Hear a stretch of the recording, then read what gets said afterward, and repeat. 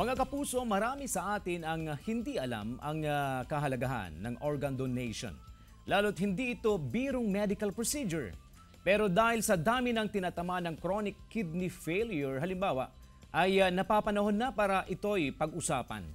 At para sa ating makabuluhang usapang pangkalusugan mga kapuso, ngayong umaga, magkakasama natin si Dr. Mary Grace Ann Roca, isang nephrologist o kidney specialist mula sa Region 1 Medical Center. Masantos sa kabasan na Doc Grace and welcome to Mornings with GMA Regional TV. Good morning din po and good morning po sa ating mga viewers. Okay, unang-una, ano nga po yung tinatawag na organ donation? So, ang organ donation po, no, isa po siyang proseso or isa siyang surgery actually, operasyon po, no, wherein meron po tayong donor, no, na magbibigay po ng isang organ sa isa pong recipient or nangangailangan. So, for example po, so sa kaso po ng kidneys, kunyari po, ako po, no, wala po akong sakit, pwede ako pong mag-donate sa isa ko pong kamag-anak or kakilala na nagdadialysis para po hindi na po siya mag-dialysis. Okay, so kailangan pala health rin yung donor? Yes po, opo. Kasi importante din po na yung donor po is hindi po magkakaroon ng sakit after the donation. Kasi important din po, hindi lang yung safety ng recipient, but also the safety of the donor. Sino pong pwedeng mag-donate dito? So, ang mga pwedeng mag-donate, tulad po ng nabanggit ko, no, kailangan po wala po silang sakit. Okay. Kasi po, baka sila rin yung mangailangan in the future ng organ, so ayaw po nating mangyari yon. Pero ang isa pa pong importante, hindi po pwedeng mag-donate kung minor de edad. So, kailangan po adult po na walang sakit. No, pero kung hindi po tayo sigurado, meron naman po yung screening. Pero kung minor de edad, pero may consent yung magulang, hindi pa rin pwede? Hindi pa rin po pwede. Okay. No? Kasi po ang organ donation, yan po ay dapat kusang loob, no, or voluntary. So, pag hindi po kasi makapagdesisyon yung mismong donor, pwede po kasing maabuso or magkaroon ng coercion. So, gusto po nating iwasan po yung ganun. Okay. Ano naman po yung mga organ na pwedeng i-donate? Okay. So, meron po kasi tayong dalawang uri ng donation. Meron po yung tinatawag po natin na living organ donation at saka deceased organ donation. So, pag living organ donation, ibig sabihin po, buhay po, no, yung magdo-donate. So, kung buhay ang magdo-donate, ang pwede lang po natin i-donate yung meron tayong extra.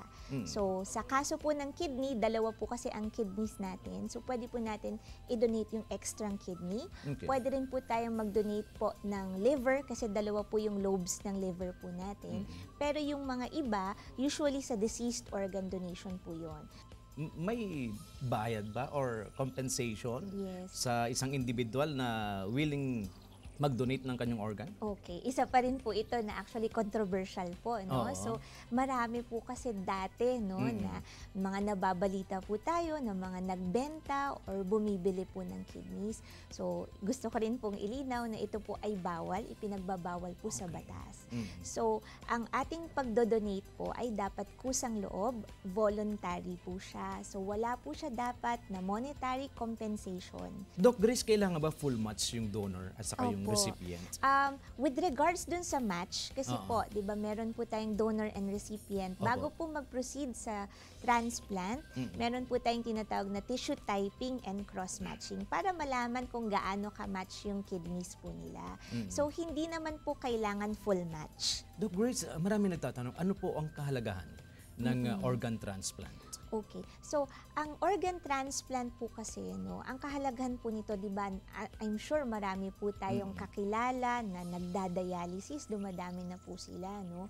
So, ang pagdodonate po kasi ng kidney, isa pong paraan para po at least matulungan po natin itong mga pasyente po na nagdadialysis. So, it's very selfless actually, no, yung proseso ng pagdodonate po natin. Kasi, to be honest, sabi ko nga, wala naman pong mawawala sa inyo kung kayo po ay mag-donate. You can still live a normal life, pero malaki po ang magiging impact po nito dun sa makaka-receive ng kidneys. Dun sa recipient. Yes po.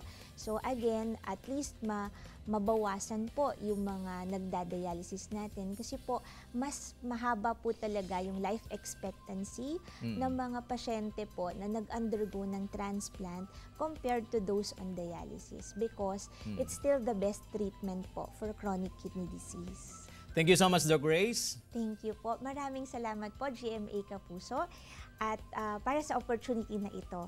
So, kaisa po ang Region 1 Medical Center at patuloy po natin suportahan ang mga national programs ng DOH. Mga kapuso, nakapanayam natin si Dr. Mary Grace Ann Roque, isang nephrologist o kidney specialist mula sa Region 1 Medical Center.